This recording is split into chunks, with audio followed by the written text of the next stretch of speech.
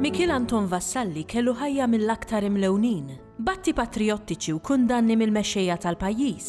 L-istudji f'Ruma u tentattivi fl-industrija tal-qoton fi Franza ma servew xejn lejn l-aħħar ta' ħajtu, tant li miet mistkerraħ mill-Maltin. Minkejja dan, illum huwa magħruf bħala missier lil sin Malti. Vassalli twieled ħażemmuġ fl-1764 fuq tfilitu kważi ma nafu xejn, ħlief li mietlu missieru meta kien għadu żgħir.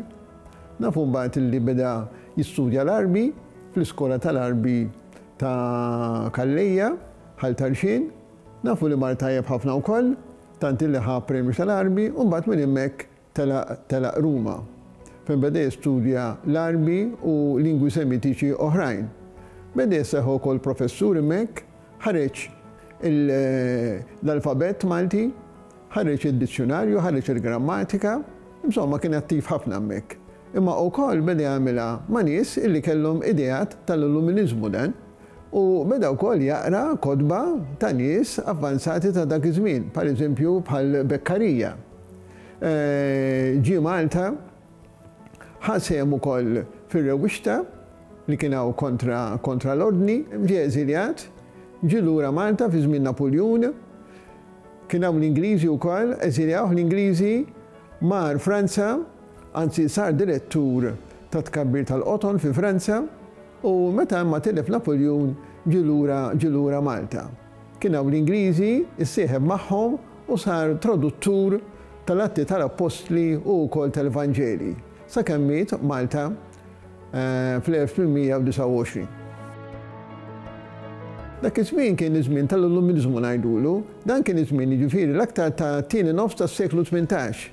Imma l-ideat ta' dan iż-żmien kienu ilhom jinħmew minn ħafna qabel. X'kien imma dan?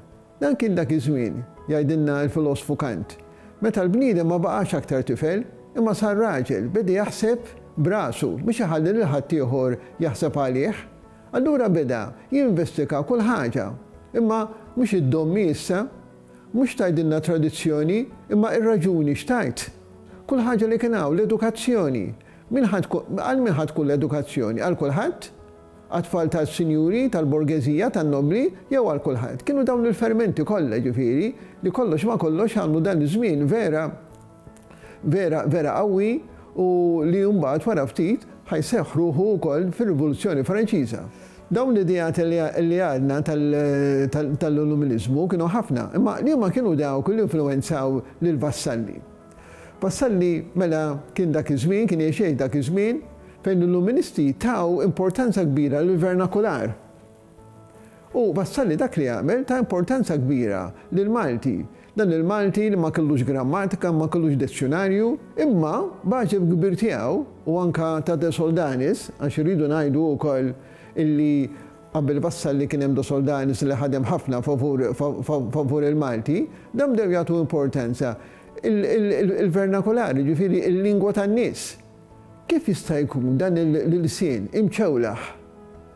Ħadd ma jaf bih, mitkellem biss, imma li kien qed jiġi trasmess mill-om għat-tifla u mill-missier għat-tifel li dan baqa' ħaj.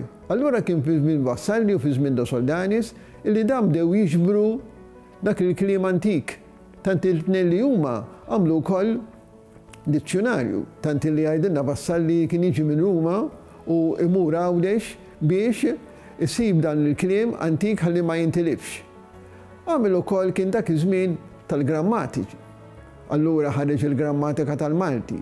Ħaġa oħra li l-Illuministi influenzaw il-Vassalli kienet fl-edukazzjoni. Vassalli kien demokratiku.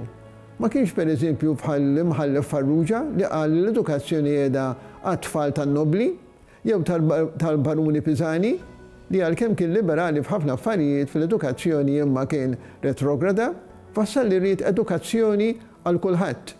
Tant li fid-dizzjonarju tiegħu fil-Lexikon għandna dak il-famuż proġetto. Kif ħatkun, kif ħataħdem din l-edukazzjoni. Ġab dan Vassalli il-metodu x'ħajkun dan? Il-metodu ħajkun illi titgħallem bil-Malti u l-ewwel ħaġa li titgħallem l-ewwel lingwa hija l-Malti, mhux it-Taljan għalilna mhux il-Latin imma l-lingwa tiegħek. Għax bil-lingwa tiegħek inti tkun tista' taraf, tkun tista' tifhem. Għalilna wkoll fejn ħajbdew jitgħallmu dawn it-tfal. Ħanibnew l-iskejjel mill-lum għal-għada, m'hemmx problema. Hawn tant kappelli f'Malta fil-kampanja kieku nużaw dawk. Ftit bankijiet u jibdew it-tfal jiġu hemmhekk u jitgħallmu. Tant id-dettalja dan il-proġetto li jgħidilna wkoll anka li ħajkun hemm skola f'kull raħal. U jekk ikun hemm xi pajjiż bħal belt għandu popolazzjoni kbira, ħajkun hemm aktar skola iktar minn skola waħda.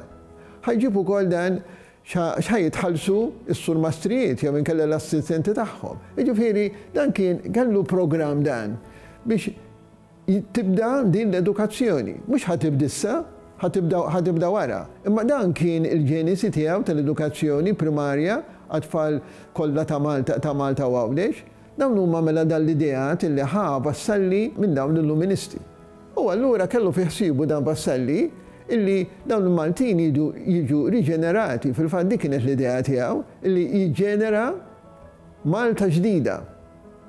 Malta illi kulħadd ħajkollu sehem fiha, mhux il-kbarat biss.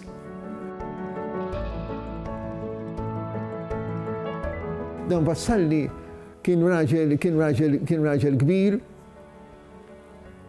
mhux ħalla ħajtu, mhux ħanajdu ħalla ħajtu, imma mitfqir dan, mitfqir, imma ta' kollox għal-reġenerazzjoni ta' Malta.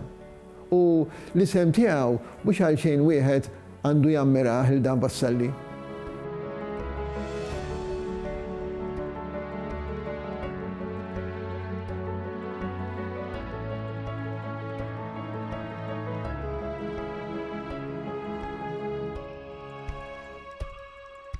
Il-Sinna jixtieq jirringrazzja lill-Aġenzija Nazzjonali tal-Litterizmu, lill-Kunsill Malti għall-Arti u l-Kultura, lill-Ministeru għall-Edukazzjoni u x-Xogħol, lill-Kunsill Nazzjonali tal-Ilsien Malti u lid-Dipartiment tal-Malti fil-Fakultà tal-Arti l-Università.